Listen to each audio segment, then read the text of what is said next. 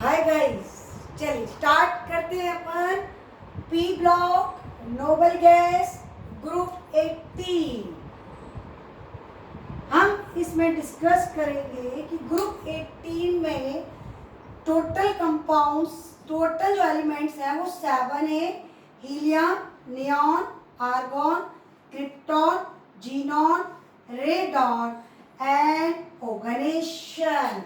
How many elements in the group 18? 7 elements. We call them noble gas because they have complete their octet. Except helium, all these elements have complete 8 electron in the valency shell. So they do not react with other element. That is why they are called inert gas element or the noble gas element. But आज हम तुम लोगों को ये बताएंगे कि सारे elements को इनर्ट की संज्ञा देने के बाद भी इनकी फैमिली में जीनोन ने परिवार के साथ विद्रोह किया, परिवार से हटके चली। ऐसा क्यों?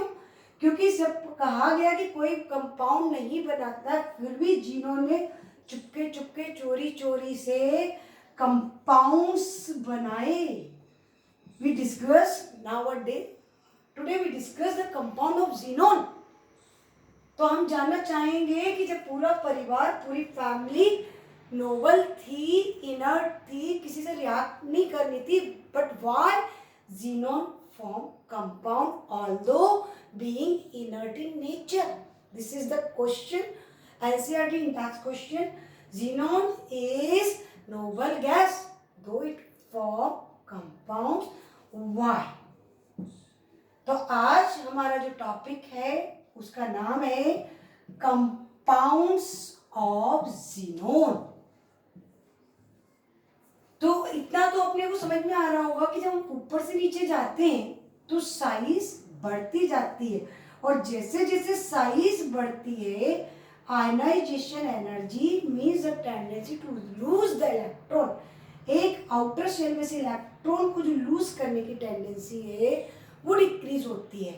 तो रेडॉन तो रेडियो एक्टिव एलिमेंट्स है, बाकी नॉर्मल एलिमेंट में लास्ट एलिमेंट कौन सा आ गया? जीनोन। तो जीनोन का साइज बड़ा है तो इसकी आयनाइजेशन एनर्जी लो।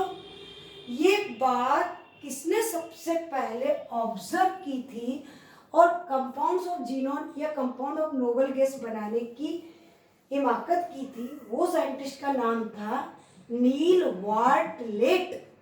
नील साहब ने बात लगा दी थी, ऐसे याद होगा साइंटिस्ट का नाम। नील साहब ने नोबल गैस के एलिमेंट की बात लगा दी थी, वो भी किसकी? जीनोन की। इन्होंने देखा कि O2 सबसे पहले इन्होंने कंपाउंड बनाया था O2PtF6 जो कि एक रेड कलर का कंपाउंड था, और इन्होंने देखा कि इसमें जो O2 है, O2 की जो आयनाइजेशन एनर्जी है, molecule O2 not the oxygen atom, point note. एक होता है एटम जिसको कह रहे हैं O और एक है मॉलिक्यूल O2। O2 में से इलेक्ट्रॉन निकालना है, this is the ionisation energy. इसकी जो फर्स्ट आयनाइजेशन एनर्जी है वो, और जीनोन की जो फर्स्ट आयनाइजेशन एनर्जी है, दोनों की लगभग लगभग अप्रॉक्सीमेटली ऑलमोस्ट सिमिलर मिली। इसकी जो आयनाइजेशन एनर्जी है वो 1175 किलो जूल पर मोल, और इसकी भी लगभग लगभग सेम 1170 किलो जूल पर मोल। देखिए बहुत कम डिफरेंस, लगभग सेम, बल्कि जीनोन की थोड़ी कम ही है। तो अगर हम देखें, हम क्या देखें, नील साहब ने पहले ही देख लिया। क्या देखा इन्होंने कि the first ionization energy of xenon is similar to oxygen.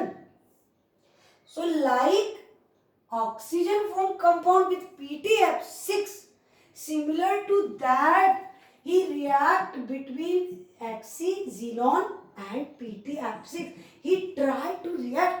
उन्होंने देखा जैसे ऑक्सीजन रिएक्ट कर सकती है PtF6 के साथ, सिमिलर टू दैट दोनों की आयनाइजेशन एनर्जी सेम। जब जीनोन की ऑक्सीजन की सेम थी, जैसे जीनोन ऑक्सीजन पीटीएफ6 के साथ रिएक्ट करके O2 पीटीएफ6 एक कंपाउंड बना सकता है। तो इन्होंने सोचा कि अपन ट्राई करने में क्या जाता है, एक बार अपन कोशिश करें। कहते हैं ना, कोशिश करने वालों की हार नहीं होती है, तो एक बार कोशिश करें। इन्होंने ज़ीनोन और पीटीएफ6 के बीच में जब रिएक्शन करवाई तो इन्होंने देखा कि एक रेड कलर का कंपाउंड, क्रिस्टलाइन कंपाउंड मिला, and this is the first compound of noble gas. What is the formula of first compound of xenon? या first compound of noble gas का फॉर्मूला क्या है? This is the competitive question. Right the formula of first compound of xenon। तो what is the formula? HCPTF6। कितने elements हैं इस compound में? 3। xenon का है तो xenon हो गई। कौन सी मेटल? नोबल मेटल के साथ हाईली इलेक्ट्रोनेगेटिव फ्लोरीन, तो एक फ्लोरीन हो गया, एक इसमें नोबल मेटल हो गई, और xenon तुम्हारी नोबल गैस है। तो सभी बच्चों को रिमेंबर हो गया what is the first formula of noble gas? HCPTF6। इसका कलर कौन सा था? रेड कलर का। कैसा कंपाउंड था ये? सॉलिड कंपाउंड था। सॉलिड में भी कैसा था? Crystalline, right? Crystalline solid compound. This is the first compound of xenon. Similar to that, he again prepared the other compound of xenon, and he found that xenon formed the compound only with highly electronegative element like fluorine and oxygen. ये केवल fluorine और oxygen के साथ ही compound बनाती है। Nobel है ना, हर किसी एरे गहरे नथु गहरे के साथ रिएक्ट नहीं करती है। जो हाईली इलेक्ट्रोनेगेटिव, हाई प्रोफाइल, तो xenon किस किस के साथ रिएक्ट करती है? फ्लोरीन और ऑक्सीजन के साथ। और कौन कौन से कंपाउंड बनाए, पहले हम आपको कंपाउंड्स के नेम बता दें। इस फर्स्ट कंपाउंड को छोड़ के, ये रेड कलर का कंपाउंड छोड़ के, अदर कंपाउंड्स या फ्लोराइड्स ऑफ xenon के फॉर्मूले क्या है? तो ये आपको पता होना चाहिए। Fluorides of xenon are HCF2, HCF4, HCF6। तीन compound, 3 compounds of the fluorides of xenon, HCF2, HCF4, HCF6, and the oxide of xenon, xenon का एक ही oxide HCO3, and oxyfluoride of xenon, oxy मतलब ऑक्सीजन भी होगी और fluorine भी होगी, HCOF2, HCO2F2। अभी अपन आगे चल के इनके स्ट्रक्चर्स भी डील करेंगे नेक्स्ट टॉपिक पे। पहले आपको ये पता होना चाहिए कौन कौन से कंपाउंड बनाती है। क्या Hc नाइट्रोजन के साथ रिएक्ट करती है? नो, सिर्फ highly electronegative fluorine and second highly electronegative oxygen के साथ। HCF2, HCF4, HCF6। ऑक्साइड कौन सा? HCO3।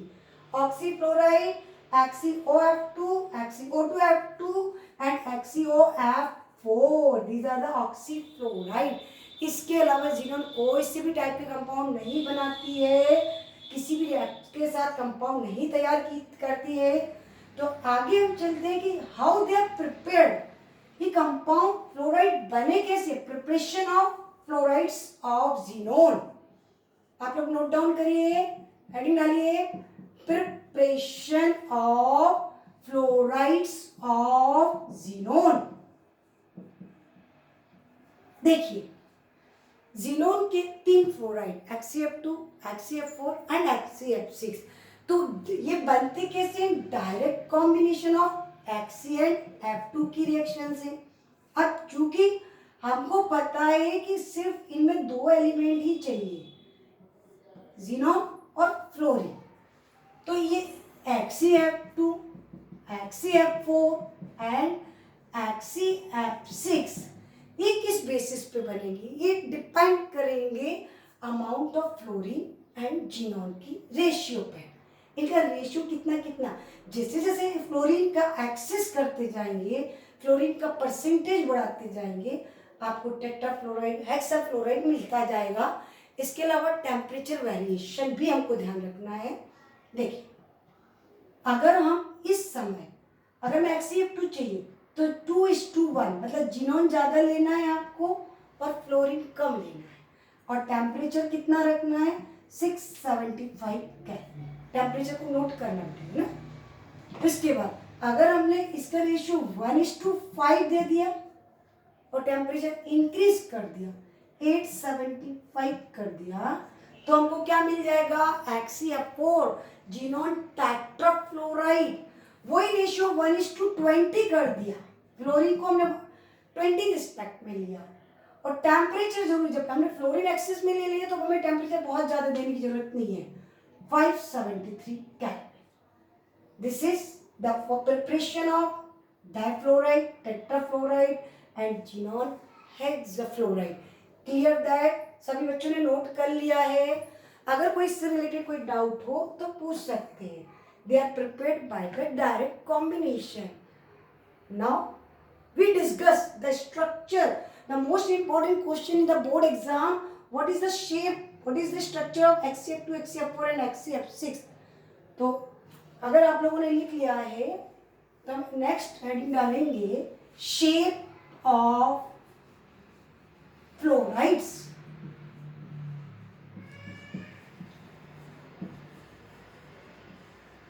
अच्छा, एक बात बताओ, जब भी क्वेश्चन उठता है शेप, इसकी शेप, उसकी शेप, मेरी शेप, तेरी शेप, तो ये शेप वाली बात तुरंत शेप बोलने से हमारा जो दिमाग काम करता है तुरंत कहाँ जाता है? बिल्कुल सही, हाइब्रिडाइजेशन।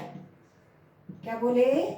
हाइब्रिडाइजेशन। जैसा हाइब्रिडाइजेशन होगा, जैसे लोन इलेक्ट्रॉन पेयर होंगे वो डिटरमाइन करेंगे द शेप।